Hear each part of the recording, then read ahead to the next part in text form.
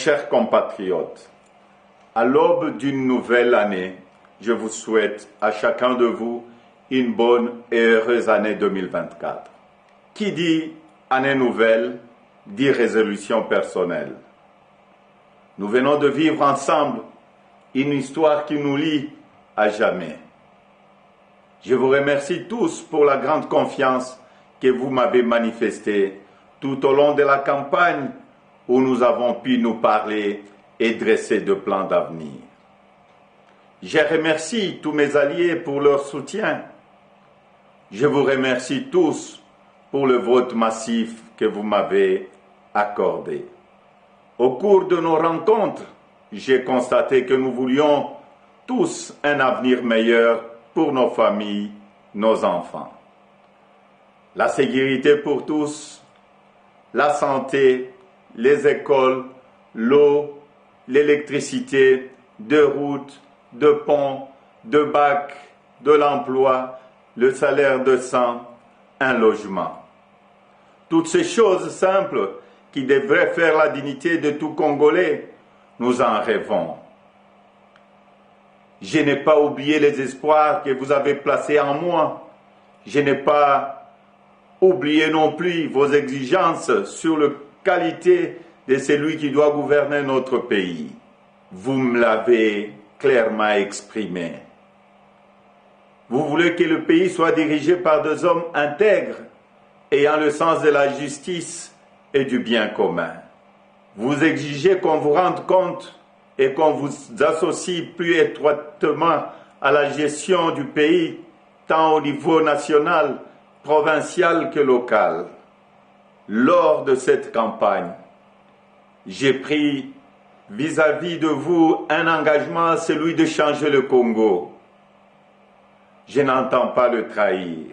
Depuis le braquage électoral du 20 décembre, dont nous sommes tous victimes, nous vivons une énième usurpation de notre souveraineté.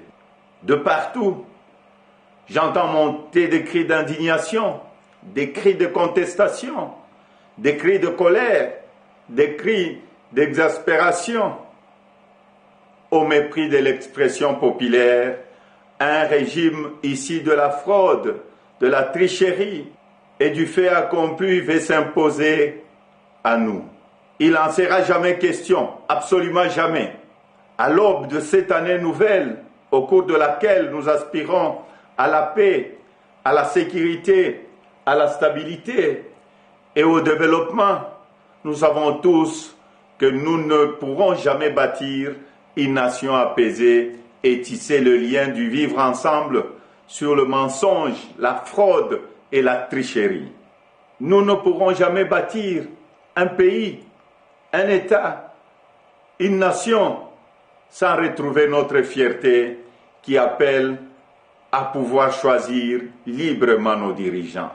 Le serment de liberté que nous ont légué le Père fondateur repose sur le lien sacré qui doit exister entre le peuple congolais et ses représentants.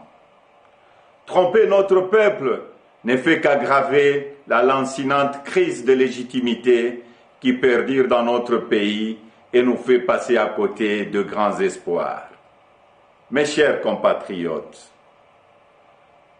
à vous tous qui avez porté vos suffrages sur moi, à vous tous qui savez qu'ensemble, un nouveau Congo est possible, je vous fais le serment de ne jamais vous abandonner.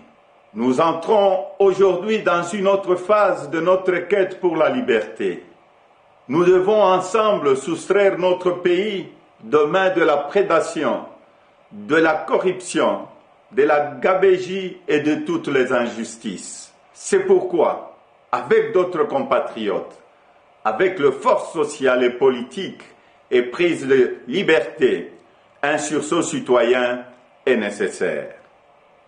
Sauver notre démocratie est devenu plus qu'une priorité. C'est un devoir et je ne faillirai pas à mon devoir citoyen. Raison pour laquelle je vous demande de ne pas baisser le bras, de ne pas céder au découragement ou au pessimisme, mais bien au contraire, de reprendre la marche que nous avons engagée ensemble. Parce que rien n'est fini, tout est encore possible.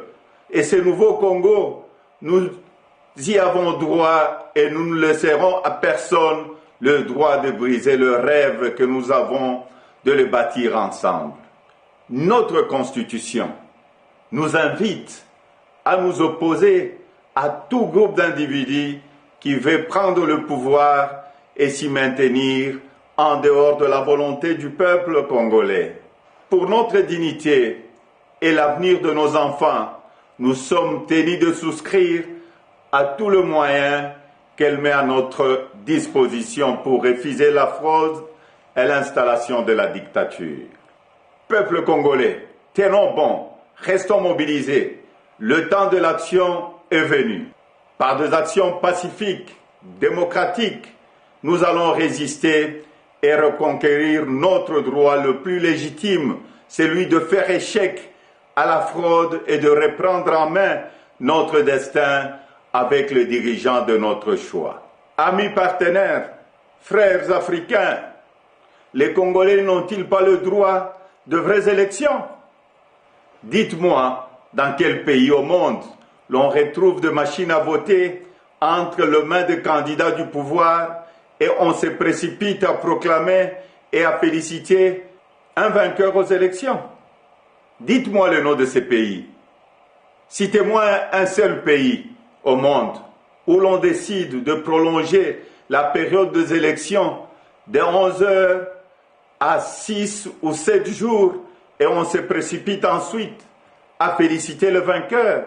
Citez-moi un seul pays dans le monde où on proclame le vainqueur sur la base de bureaux de vote et de machines à voter dont on ne connaît même pas le nombre au jour de l'élection.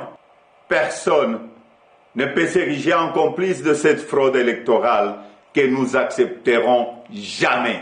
Que vive la République démocratique du Congo, unie, libre et prospère. Merci.